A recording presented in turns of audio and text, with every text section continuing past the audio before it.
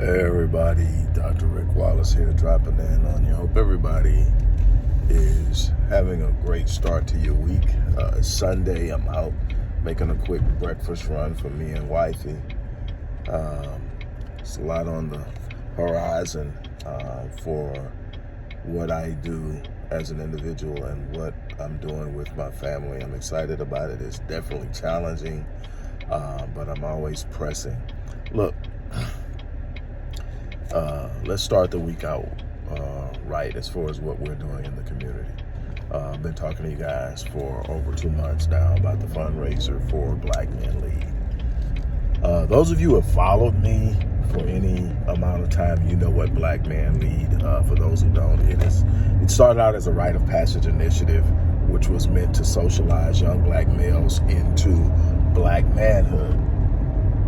It has evolved into much more, providing wraparound services for young black males up to the age of 30, all for the purpose of creating more functional, more effective men.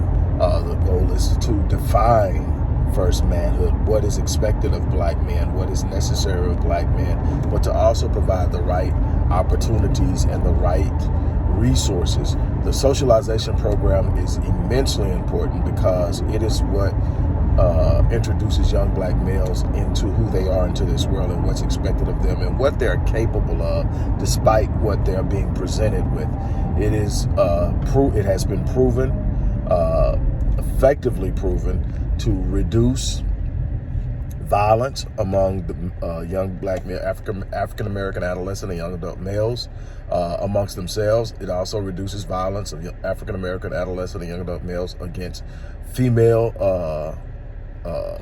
counterparts. So that means our daughters are safer, our wives and our women in the community become safer as we socialize them.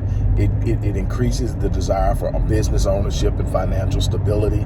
It decreases the dropout rate, decreases incarceration rates. It is immensely powerful and important. You literally are looking at a tool that other racial groups use to ensure that their men are functional and effective at a higher level. We are operating at the lower realm of the socioeconomic ladder because we have failed to properly socialize.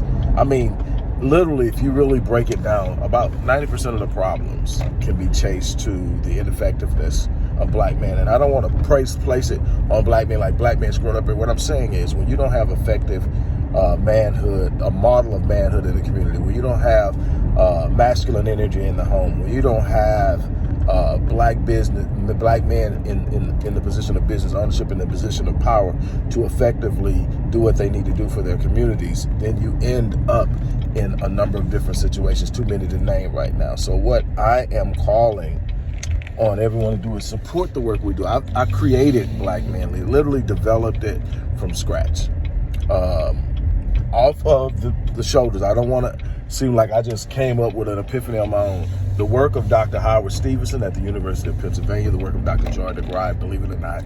Everybody knows her for post-traumatic slave syndrome, but Dr. Joy DeGraw created the first African-American male respect scale. And what that respect scale does is when you use this scale, it's a psychological evaluation scale that will tell you the risk of any particular male of being violent within the foreseeable future. You can literally know when a kid is on edge, when a kid is about to pop, and you can literally do things, take measures of intervention to reduce the risk. I looked at that, and one of the primary elements and components was racial socialization. But then what I did is I looked around and realized there's no universal rite of passage. The most effective way of racial socialization or primary socialization.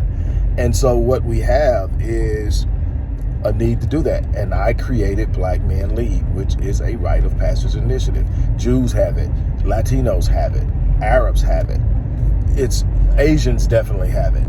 But yet here we are in America, and there's no universal idea of what manhood is. There's no universal idea of what's necessary. And what we end up doing is leaving young black males to fend for themselves and figure it out. And obviously they haven't done a very good job of it, and neither should we expect them to.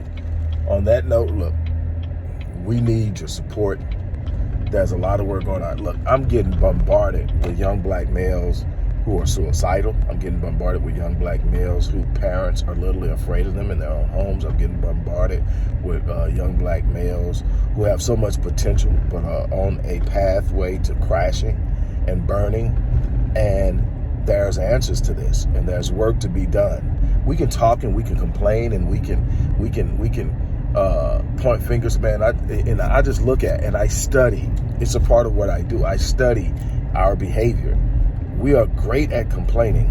We have literally, the only thing that we've actually mastered is we've mastered funding our own demise and complaining when we get what we pay for. It's time to change that. It is time to change that. And on that note, look, I'm going to get off here. I'm going to challenge you to rise up and be supportive of what we're doing. There's so much that can be done, and we have the answers, but we're not funding it. We're not resourcing it. We're not doing that. I'm calling you out today, and I'm challenging. Let's make something happen. On that note, I'm out of here.